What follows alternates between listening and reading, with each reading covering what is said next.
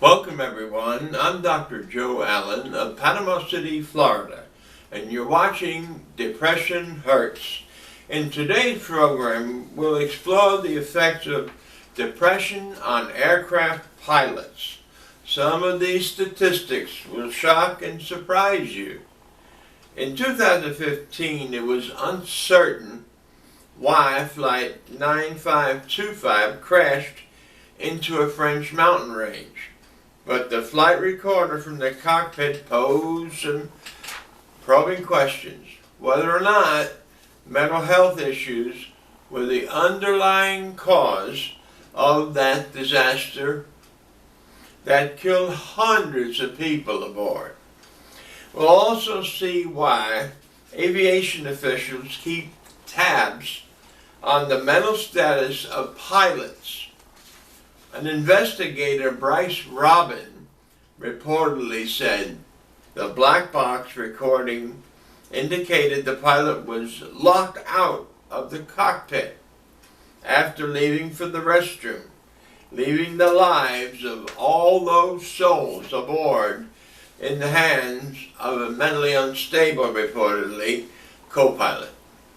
Officials said Lovitz voluntarily allowed the aircraft to lose altitude. He had no reason to do that. While the captain was stopped from coming back into the cockpit, experts were attempting to find out via a second black box why the co-pilot acted the way he did. His mental state remains a possible cause for this terrible crash. One reason may be he wanted to commit suicide by airplane. And not only suicide, but suicide and murder. If mental instability played a role in the death of hundreds, it was not without precedent. In a 2014 study in the Journal of Aviation, Space, and Environmental Medicine, the study showed 20 years of research data that's called aircraft-assisted suicide. Why not see the numbers? From 1993 to 2012, some 24 of the some 7,244 airplane crashes were reportedly caused by an unstable pilot. Though it's less than 1% of all crashes, the loss of the lives causes one to shudder. Was the cause mental health stressors on the part of the pilot? Dr. Alpo Viorio commented, "I really wish that we had some kind of deeper thinking about this issue. It's one of the most difficult in aviation medicine. In Finland, this doctor screens the pilots and cabin crews of commercial airlines for mental illness questions. He said these issues cause him to see all commercial pilots overseas. Sadly, though, it's only for a brief visit. As a rule, airline pilots have to pass a physical and mental examination for health evaluation questions every 6 months. This is for pilots over 40 years old, and once a year for the younger ones. The emphasis is centralized on the physical, not the mental status.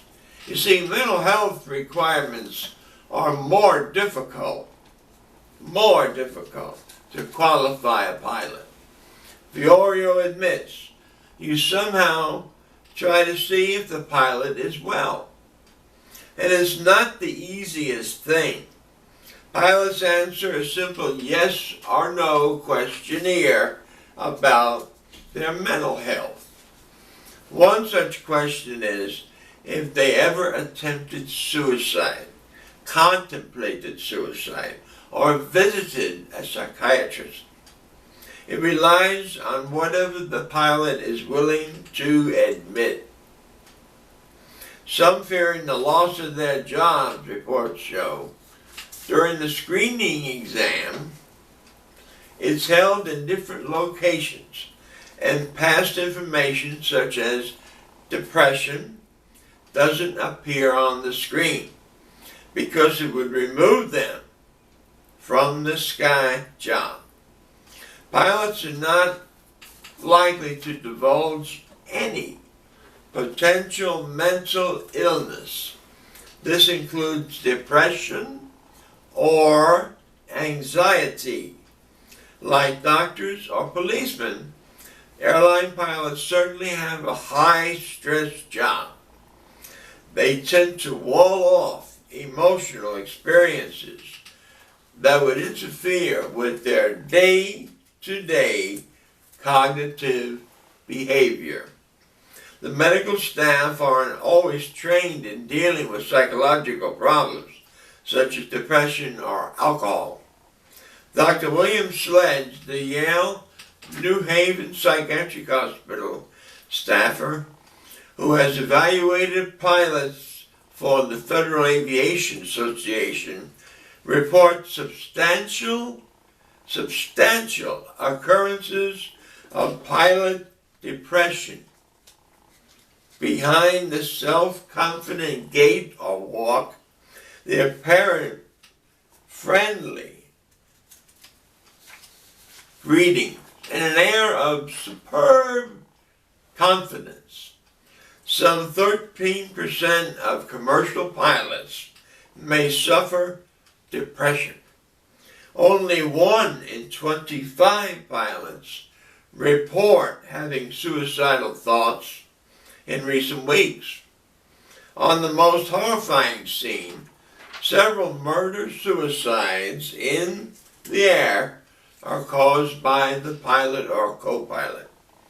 Of the 3,278 flights infected, 426 pilots suffered some degree of major depressive disorder, or called MDD. 75 participants admitted thoughts of self-harm, feeling they might be better off dead. Happily, there is a light at the end of this tunnel of depression. More likely each day, the problems connected with MDD are being disclosed, and the pilots are now seeking help. This will help spur programs to screen and treat depressed airline pilots. Those who using sleep medication, as well as subject to verbal abuse or sexual harassment, are at an elevated risk for MDD symptoms. Now, making up 4% of all pilots are females who have more diagnosed depression symptoms than their male counterparts. In defense of the fairer sex pilots, these facts should not undermine public confidence in their abilities. Please keep in mind that for the major part, flying is still much safer than driving a car. This represents some 54,000 pilots in American and Canadian commercial airlines. Flight and crew members are constantly monitored and evaluate each other while on duty. This is done to ensure a safe flight experience. Did you know United States commercial pilots alone have some 27,000 takeoffs and landings every day. This includes in bad weather and sundry operational conditions. The purpose of today's explorational program is to unmask the ugly head of depression. It's an illness for sure. We've said that so many times before. It's time to close our session now, my friends. For today, if you're suffering from depression symptoms, I urge you to seek medical help before you become a statistic. Remember this, God wants all of us to be in good health and prosper.